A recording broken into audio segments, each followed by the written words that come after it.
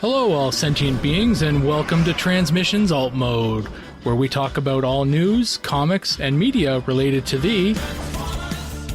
On this episode of Transmissions Alt Mode, we talk about the final IDW Transformers Humble Bundle, we review the final issue of the ongoing Transformers comic, and are we finally done with NFTs?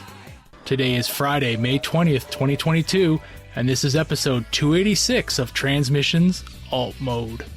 Welcome to Transmissions Alt Mode, the podcast that thought pop vinyls had done the worst to us with NFTs, but from the sounds of it, Paramount Pictures is about to fuck us all. I'm your host, Daryl, the Cybertronian Beast, and I'm joined by what's left of the excellent Transmissions team. Jeremy, aka Yakko. Hey, how's it going? Let's talk Transformers. Yes, let's, Jeremy. Let's do that. It's just you and me, man. It's just you and me. We're going to do this.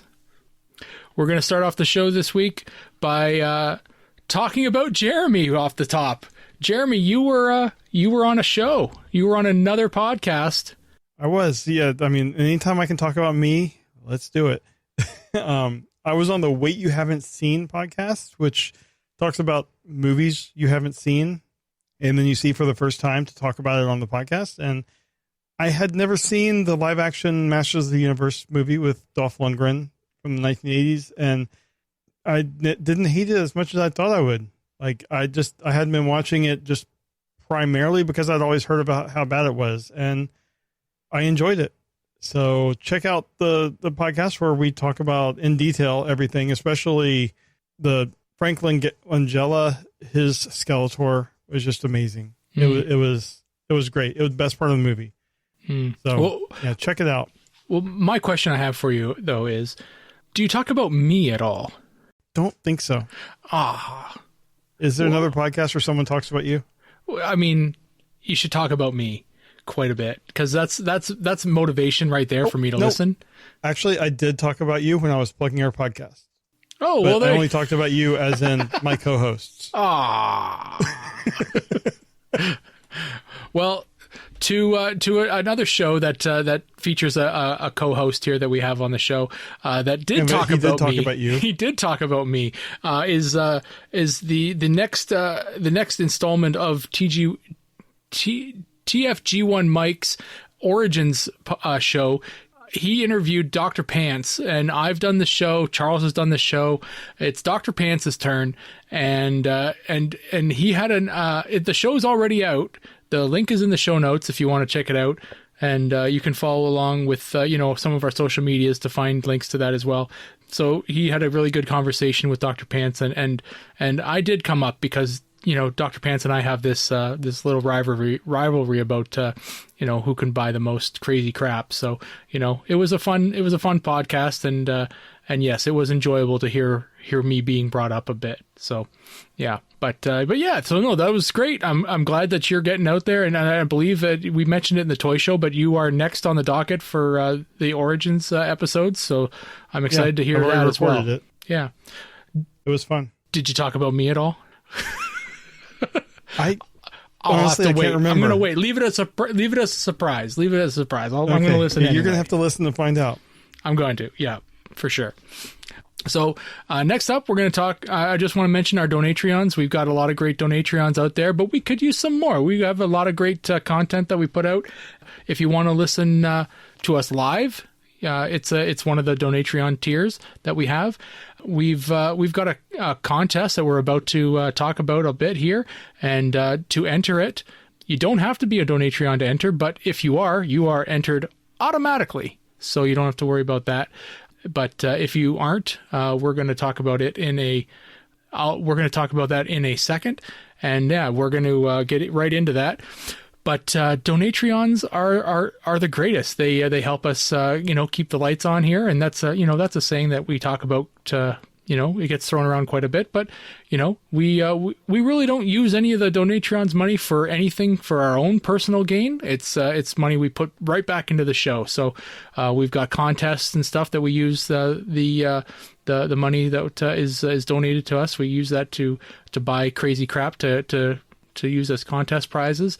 and stuff like that. So it's really great. So what we're going to do now is we are going to move along into comics news.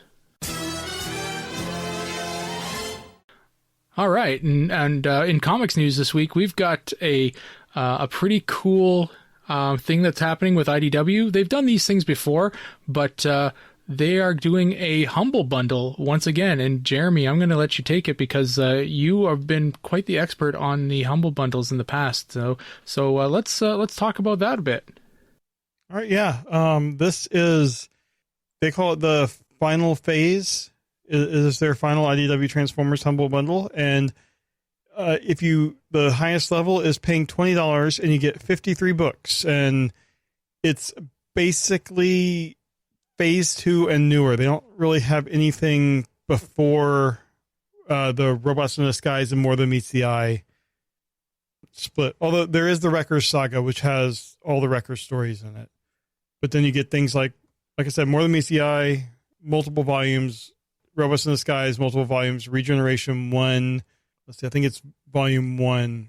Transformers 84, both the 100-page giant and then the Secrets and Lies. You get Unicron, that whole miniseries, To All Are One, which is excellent. Volume 1 has our exclusive cover and the alternate covers in the back. It doesn't mention us at all, I don't think, but you do get multiple. I think you get all of Regeneration 1 as well. 4 volumes. So these are all, I think they are all trades, so that it's like, the entire story arc, whatever that is. You get the Best of Optimus Prime and the Best of Megatron that just came out, and then you get multiple trades from the current ongoing series. So 53 trades for $20 is an excellent deal. But Daryl, do you know what is a better deal than that? I don't. 53 trades for nothing. For nothing. Well, there seems to be something wrong here. That seems to be some kind of piracy going on. No, it's not piracy. We are going to be buying one as the podcast and giving it away. So, what? Yeah. I don't remember agreeing to any of this. Charles is out of town, so it's just. Oh, I see. We're going to do this, and before he gets back, he's going to be out next week too. Before he gets back, this whole thing will be over. He doesn't even have to know about it. His shares went to you. You're the majority shareholder while he's away. I see what's happening. I'm cool with this. Let's see what else can we do while he's gone. I don't know, but I just if you see this on social media, do not tag CP Shelton. Yeah, don't tag him. He does not need to know this is happening. We're gonna give away his Unicron too. He doesn't play with it. Well, I mean, I still got yours in the box. I can just give that away. No, I want that. All right, but anyway, to enter the Humble Bundle giveaway that we're doing, no Unicron, no toys, just the Unicron comic is in it. That's it. Go to transmissionspodcast.com/IDW Humble Giveaway, and all we ask, the only thing that's required is your name, so we can announce on the podcast who won, and an email so we can contact whoever is getting it. But then we're also asking, what is your favorite IDW Transformers title or storyline, like story arc? That's an optional question, but we thought it would be fun to just kind of find out what people did enjoy over the decade plus that IDW's had the license. I think this is great, and I think I've bought every Transformers Humble Bundle that they have done, even though I had many of the comics bought through Comixology. I'm just a sucker for low-priced digital comics, I guess. And I downloaded them all over the weekend, and there's downloading them in the CVZ format, which is basically a zip file. It was 15 gigabytes worth of comics. Wild. Of just Transformers. There were duplicates in there, but still, that's a lot of comics. Mm-hmm. So, yeah, I know you're not a big digital comic guy, Daryl, but I mean, what do you think of this, the Humble Bundle stuff? It's interesting. I mean, I know that because my only experience with Humble Bundles have been through the IDW Transformers stuff, but I feel as though as other companies do these, so yeah, it seems like a really good way to get a bunch of comics really quick and easily. Do the major companies do these too? Like like Marvel and DC, do they do them? I'm not sure if they do for comics. I know a year or two ago, I got a DC audiobook bundle that was like a bunch of their big events had been made into audiobooks, and this was just same deal. You pay a little bit and you get a bunch of them. Mm-hmm. So I did that. I've done it for games before, like major games. The books, I haven't really looked. I know I've seen like Dark Horse do them before. It looks like Heavy Metal's doing one now. There's some anime stuff, but I'm not sure if I've seen DC or Marvel doing them before. Okay. Well, it seems like a really easy way to get a whole bunch of books real quick and for real cheap. So, I mean, you're saying, what is it? 50 comics, 53 individual issues at most. Well, it's not at most. That's what you got to pay to get them, right? You can pay at least $20. You can pay more because a portion of it goes to the Hasbro Foundation, which supports the Hasbro Children's Fund. Right. So the whole thing is you can pay what you want. If you pay $1, you get Optimus Prime Volume 1, the recent Halloween special, Transformers Historia by Chris McFeely, and More Than Meets the Eye Volume 1. Yeah.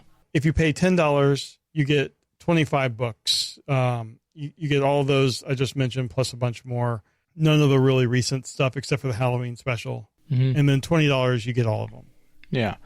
I mean, I just did the math quickly just to see, and it's 38 cents a book. So it's and these aren't just books; they're trades. Yeah, it's really quite good. So yeah, I mean, I'm a big fan of the Humble Bundles. I'm hoping that whoever gets the license in the future continues with these, because it's just you have old books that are just sitting there, not really making you money. I doubt the back issues on Comixology. There's like where it trails off, and it's not really getting a lot. And you can just it goes for a charity. I'm sure Hasbro is on board with it because it supports their foundation. But it's a good way of getting interest in your books, and it's not like you even have to keep them downloaded all the time. They're always available on your account with Humble Bundle, where you can go in like I did this weekend and just download them all. So yeah, it's an awesome thing. I feel really stupid. I said it was 38 cents a book. It's definitely not 38 cents a book. It is $2.65 a book. It's a Canadian. You were right. The inflation. plus conversion. Yeah. So yeah, that's still pretty good. Seeing most of them are $3.99 the price a piece. Of a single book these days. Yeah. As soon as the that came out of my mouth, I was like, "What the? That doesn't look right." Yeah. When I was going through them, I really am happy that I jumped on one previous one because it had the digital versions of the hardback IDW collections. Mm-hmm. And even though I have like a lot of these trades individually, like More Than Meets the Eye Volume 1, having them in these collections that had even more, I'm happy to have that. I'm just trying to figure out exactly how I organize all of these in terms of what ones do I kind of just archive and what ones are the ones that I'm going to be like, if I want to read More Than Meets the Eye, I'm going to go here. Right. Yeah. Anyway, I think that is all the comic news this week. And since I'm doing the review, I'm going to go right into the comic review. All right, this week in our comic review, we are looking at Transformers number 43. This is written by Brian Ruckley, art by Anna Malkova, Juan Samu, Ed Peary, and Blackie Shepard. Colors by David Garcia Cruz and Heather Breckel. Letters by Jake M. Wood and Nathan Whittick. Editor is David Mariette. Assistant editor is Riley Farmer. And supervising editor is Tom Waltz.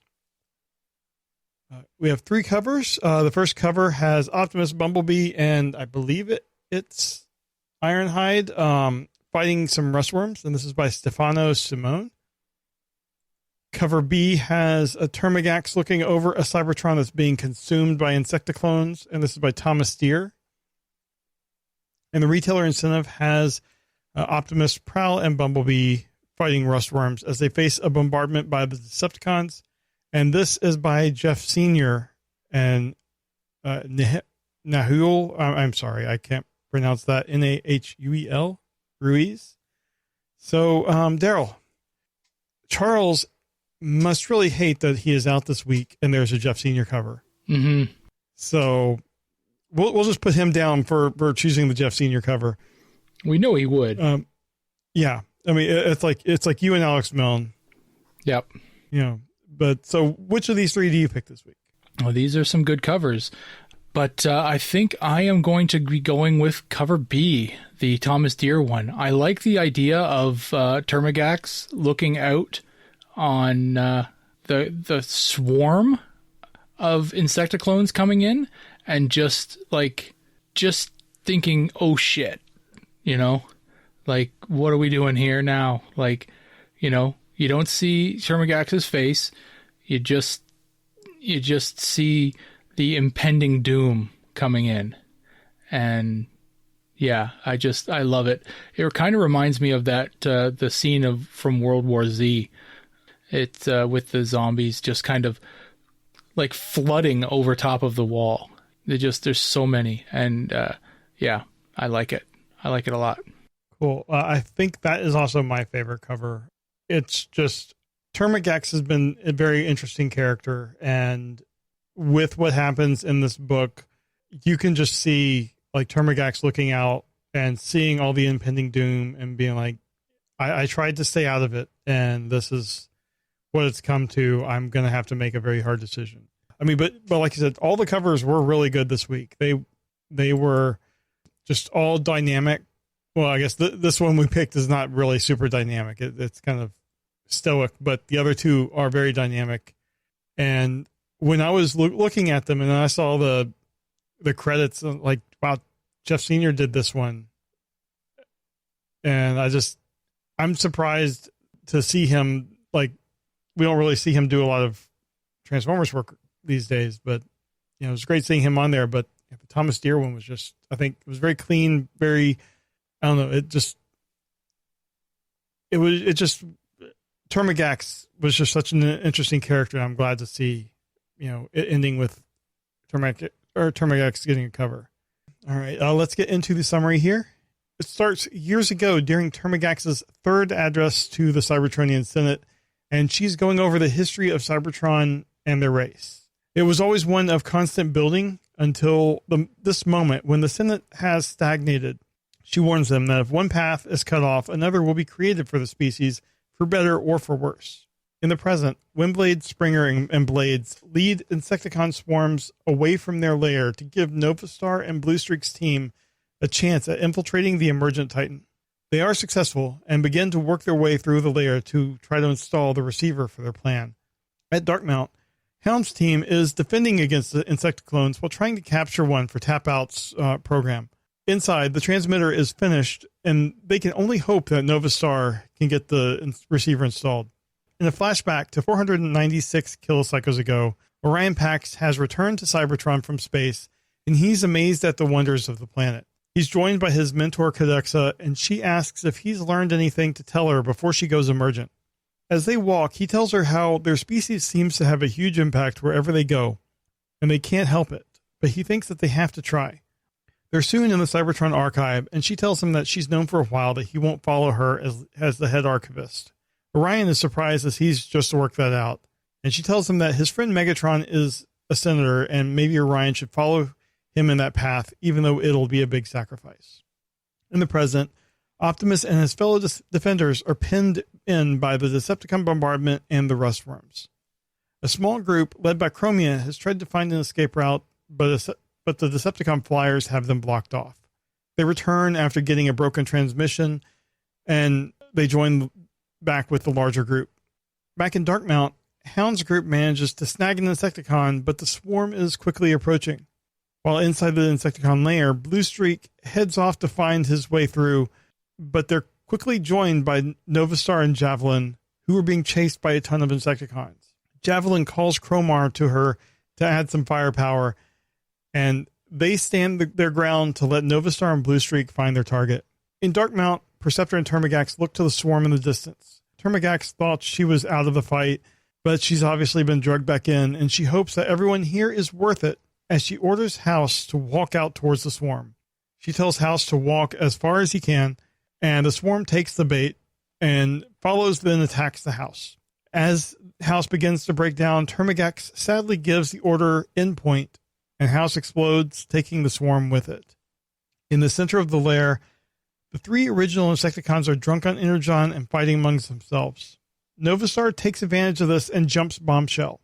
She gets the receiver attached to him, but the swarm is approaching. Javelin and Chromar blast their way through to help, and the 4 try to hold out until the transmission is sent. Back in Darkmount, Wheeljack gets the transmitter installed on the captured clone, and Termagax goes to work. The Autobots are nearly overrun in all 3 locations when the clones suddenly start attacking the Rustworms. The plan was successful, but as Optimus and his team make their way towards Darkmount, Skywarp transports in, sitting on top of an imploder. He demands that they stay and wait as there's someone coming to see them, and they'd be very upset if the Autobots weren't there. The issue ends as Megatron and all of his heavies are en route. To be concluded in Fate of Cybertron. So a lot happened in this book. Clearly, a lot was compressed due to publishing restrictions, but I thought it was fairly enjoyable. I mean, you had 3 things going on all at once, plus you had these flashbacks, but I thought it was done well. I'm not sure where the flashback with Orion Pax is going to go. I like the one with Termagax in particular because it kind of gives a lot of context with her whole mindset on everything, and I enjoyed this book. I enjoyed seeing how the plan actually worked, even though it was a little quick and a little bit too easy. But again, that was probably more for time. I'm sure if they had 6 more issues to tell the story, we would have probably gotten a whole issue on the infiltration team and a whole issue on a Hounds team and stuff. But it worked well in my mind, even though it was so compressed. I thought the art was largely good.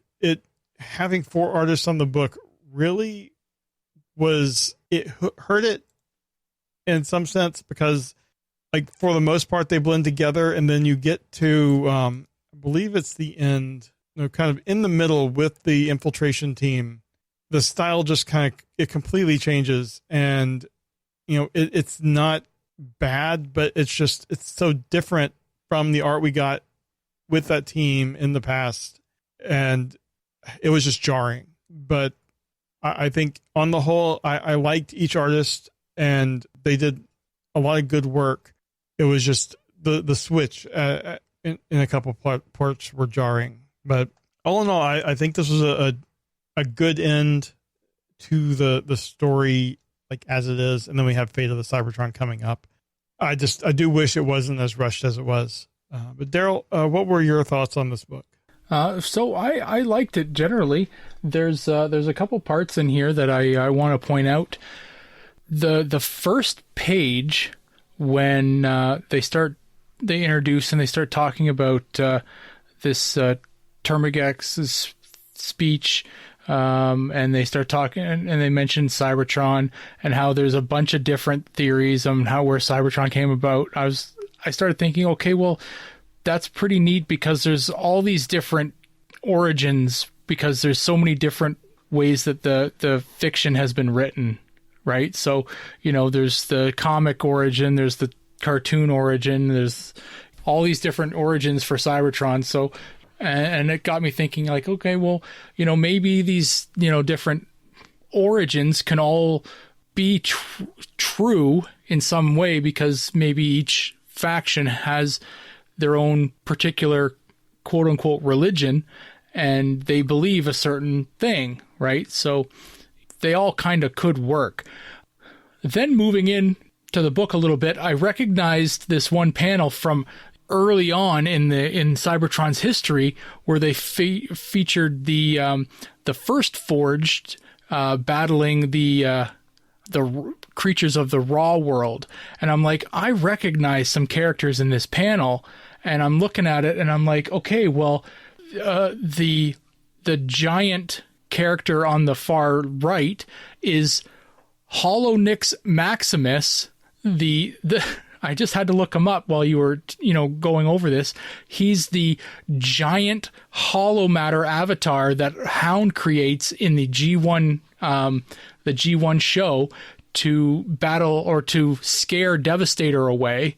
And that's cool. So that's in there, and he's standing behind one of the little Drift's disc bots that he would fire from his gauntlets or whatever. I don't remember. From the Robots in the Sky series. From Robots in the Sky show, yeah. So he's standing with one of those guys, and opposite him is this Beast character, and I'm like, he's also known, but he wasn't in the series, but he did get a toy, so he's a recolor of the Laserback figure, but he's the what is he here? I have a picture. So he's the Japanese one. So he's from his name is he's from Transformers Go, and he's Gaiadora. I think that's how you pronounce that. So yeah, so then you have some turbo boxes there too, and some turbo. Yeah, so there's tons of little Easter eggs in this one little panel here, and I love that stuff because I'm looking at it, I'm like, shit, these are toys. These are all little toys thrown in here. So I love that. Getting in here, this first half of the book is just battles, and I love it. I love the action.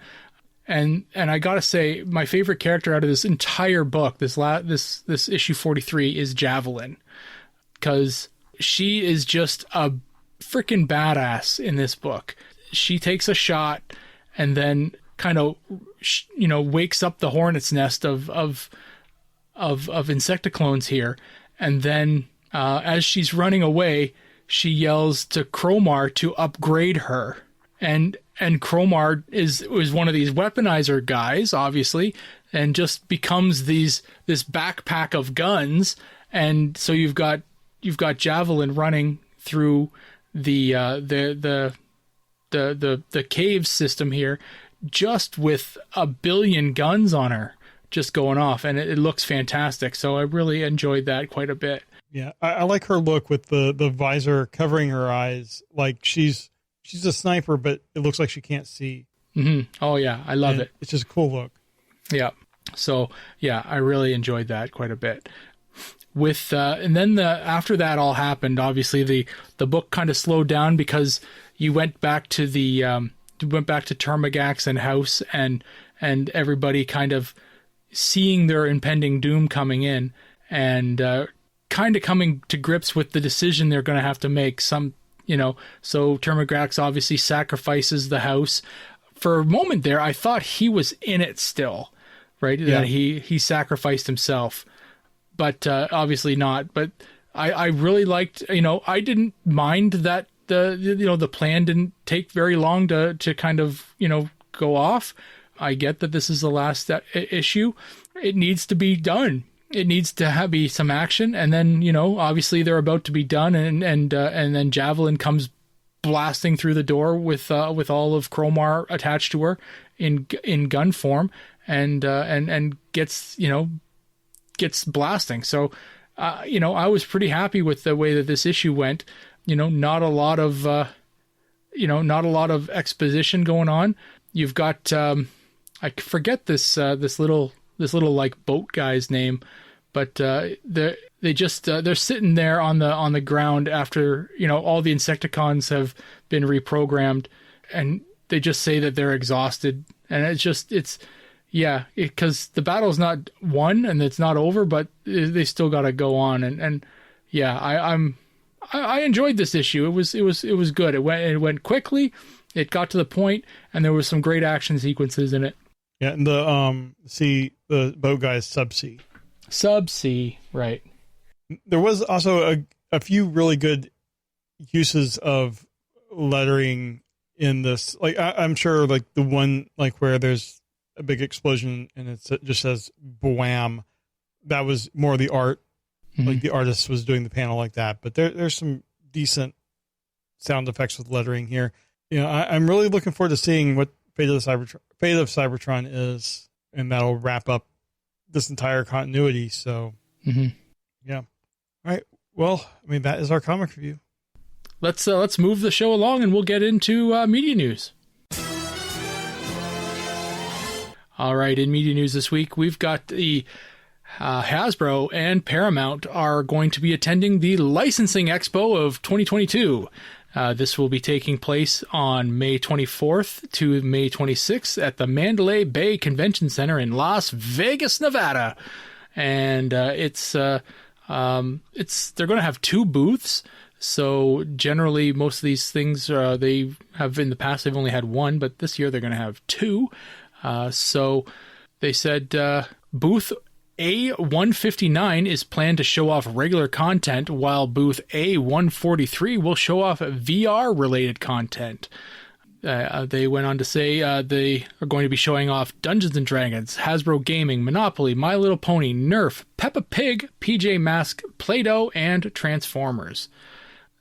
This is a quote. They said, at Hasbro's Experience booth, the company will be previewing the Transformers VR Battle Arena with Meta 4 Interactive, which enables players to play as a Transformers robot in a VR world.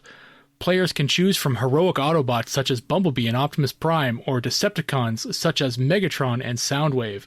Once inside the game, each player will become a part of a legendary battle. So this is that game that we saw stuff from a while ago where it looked like you were just a human running around underfoot during a fight. Yeah. It looks like they are now advertising it as you are a Transformer in this world. So maybe it's different now, I guess. There's another booth that's going to be at this licensing expo, which is for Paramount Pictures, booth O180, and it's set to show off its upcoming slate of films. This is expected to have a teaser poster for Transformers Rise of the Beast, and Paramount is also expected to deliver a keynote speech on NFTs. Here we go again. I thought we were done with this shit, Jeremy. The crypto market keeps crashing, and you know they get out of it before they even get started. It's crashing hard, isn't it? Yeah. Yeah, that's good. All these damn companies are getting in on NFTs right now. We don't need to beat a dead horse on this again. I think the majority of the fandom knows that NFTs are stupid. So you don't need to get in for it. It's mostly people that just have to have everything that is announced, or people that are just trying to milk it for money off of other people. Like I really have a hard time seeing it as anything other than a get-rich-quick scheme. And the only people that win in that are the people that are already rich, that are making money off of everyone else. Yep. And now with all these other companies getting in there, because on one hand, I don't blame companies for trying to get in on the next big thing. That's how they stay in business, right? If you're not keeping up with the times, then you're falling behind, and then companies who fall behind aren't companies anymore. So I don't blame them for trying to keep up with things. What's this new thing? Cryptocurrency. Well, we can't really deal in cryptocurrency because we're a brick and mortar society. We need to, deal in, real money. Okay, well, there's this new thing called NFTs. Well, what do we do with those? Well, we can't really do anything with them. Well, can we sell it? Sure, we can sell it. What can we do with it? Well, we take pictures of things and we make them, valuable to people because they're stupid. Okay, well, let's do that. And now people are getting in on it and realizing that all these big companies are getting in on it. And it's making it even, I don't know. I feel like it's making it dumber than it was before. Because do you want an NFT of? Because at one point it was simply just this digital picture of a monkey or some shit like that. Now I get a digital picture of Optimus Prime, or of a pop vinyl version of Rodimus or some shit like that, right? This whole aspect of this is ridiculous, but it's happening with every single other major company that owns licenses. Mm-hmm. That's where I don't get it. I don't understand. I don't blame them for trying it, but on the other hand, these companies have got to be, they've been around long enough that they got to be smart enough to say, okay, maybe this shit isn't working. Let's get out of it. I don't know. I don't know how this digital stuff works on the aftermarket. So, once they've sold it, it's out of their hands, right? They don't have to maintain it anymore. It's out in the ether now, right? So they really can just wash their hands of it. Well, it's still tied to whatever technology they use to create it. Like I have one from DC Fandom I mentioned before that I can't get it out of the DC Fandom stuff, and like I can't resell it because it's not in a resellable place. Like, I would need to move it to a different blockchain, and that doesn't, it's not allowed with this one for whatever reason. Right. I don't know. It's clearly a fad. I don't see it lasting, more than a couple more years. Mm-hmm. I mean, I guess they'll always be around in some sort of thing, but essentially you are buying a link to a link.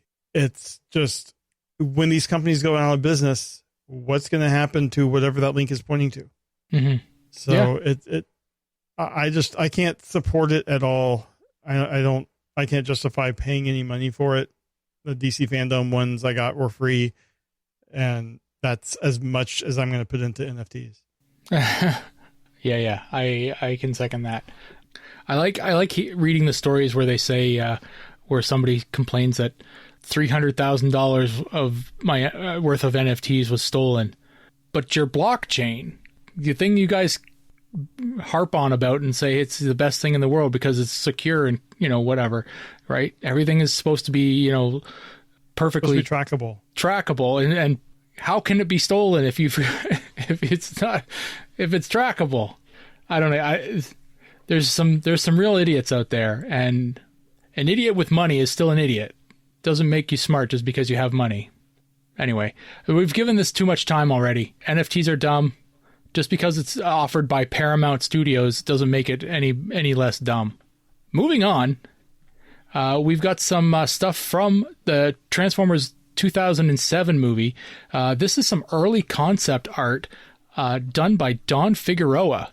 And he posted this on Twitter, which he is now part of. So if you want to follow Don Figueroa on Twitter, Jeremy, do you know about Twitter? Did you know I have a Twitter? Yeah, I have heard you had a Twitter. I try to mention it. I mean, I'm not very popular on there, so I try to mention it as much as possible. But, you can check me out on Twitter because I do have a Twitter account. But this is Don Figueroa's Twitter account we're talking about now, and he's a very cool artist. He did this concept art for the first live action movie in 2007. It's using the old Camaro that Bumblebee was using for the alt mode, but this is not the Bumblebee that he transformed into. This is very different. Yeah, there's hints here of what he would turn into, and there's definitely some old G1 hints in here. He's got the little pointy ears on his head, and kind of the shape of his head is still a bit Bumblebee-esque here. It's and so that wide. Yeah, and that might be it. But yeah, it's a very movie design, and I think Don Figueroa did a lot of those movie comics, those movie tie-in comics. Yeah, this is very cool and interesting to say the least, because you really didn't get this at all out of that first Camaro. So yeah, interesting. I like seeing this. And it's interesting seeing, like he says, it's a very early character study of Bumblebee, and the whole not talking thing was obviously already there because he's got a mask over his mouth. Mm-hmm. And I just think that's really interesting. And I'm happy to see Don on Twitter because, like, I when I saw this, I'm like, oh, it's Don Figueroa, and I go click to follow him, and I see, oh, he like just started his account. Yeah. So he is kind of getting back into posting Transformer stuff. Yeah. It's great to see. Mm-hmm. Very cool. Yeah, Don's a great artist. Definitely one of my favorites from back in the day because he really his art really inspired me to start reading some of those those early comics. So yeah, it's great to see him on Twitter. Give him a follow. I just did. So yeah. Yeah, his Twitter handle is sketchyfig, SKETCHYFIG. Mm-hmm. But that's it for media news. We really don't have a whole heck of a lot this week. So yeah, we're just going to keep rolling, and we're going to move on to convention news. All right, and in convention news, because Jeremy's talked a lot this episode, I'm going to do convention news for him, and it's not a lot, but it's something significant, and I think this is the first announcement we've got for TFCon Chicago 2022. So we've got an announcement for a guest, and TFCon Chicago is taking place in October 21st to 23rd, 2022. And they are announcing that David Kaye will be attending the event. And this is pretty cool. David Kaye has been to some events in the past, and it'll be great to have him in attendance again. Obviously, he was the voice of Beast Wars Megatron, Megatron and Beast Machines, Armada, Energon, Cybertron, and as well as Optimus Prime in Transformers Animated. He also voiced a god in the most recent Eternals movie. So yeah, so there you go. Very neat. You can, I believe, yeah, tickets are now on sale for TFCon Chicago, and you can go ahead and get those. And be ready to go and meet Mr. David Kaye, and not to underestimate, but we did have a very cool interaction with him last January. So it's been over a year since we had a very cool interview with him, and he did some cool voice acting. He read some parts from the Beast Wars comic in Beast Wars Megatron voice, which was amazing, absolutely amazing. So. Yeah. And that is going to be it for the show. But before we go, we are going to give our shout-outs to our Masterpiece Donatreons. And we have got to thank Mr. John Forex Levengood, who just changed his status from monthly to yearly. Thanks, John. That was very kind of you. And we are eternally grateful, at least yearly grateful. We are yearly grateful. Annually grateful. Annually grateful, yeah. And you know what would make it even better, John? Feedback. You could leave us some feedback, because we know you're real good at that. And we also want to thank Demon Tech 82. Demon Tech, why don't you leave us some feedback too? We love to hear from you, Demon Tech. So go ahead and drop us a line. Either in the Discord or voicemail. We love getting those voicemails, because it's really easy for us to deal with. We just plunk the audio in the show, and then you get to appear on the show. So there you go. But yeah, other than that, it's a great show. We had I don't know what I'm saying here. Let's just end the show. I'm this bus is going down right now. Charles makes it look so easy. He's got a script. He's definitely got a script, and he doesn't post it in here. There's nothing here. I know we've got our ending credit stuff, and I'm crashing and burning here right now. Well, the ending credit stuff, it all plays thanks to number one. Yeah. Day. So yeah, we're just gonna roll the credits here, and be done with it, so that I can stop talking. But thanks everyone for listening, and we will see you next week. Bye-bye. Later. Thank you for listening to this episode of Transmissions. If you'd like to join the conversation, travel to our Discord channel at transmissionspodcast.com/Discord. Want some cool transmission swag? Feast your eyes on our transmissions gear at transmissionspodcast.com/shop. If you'd like to support our podcast, go to transmissionspodcast.com/support or tell your friends about our show. We'll see you next time.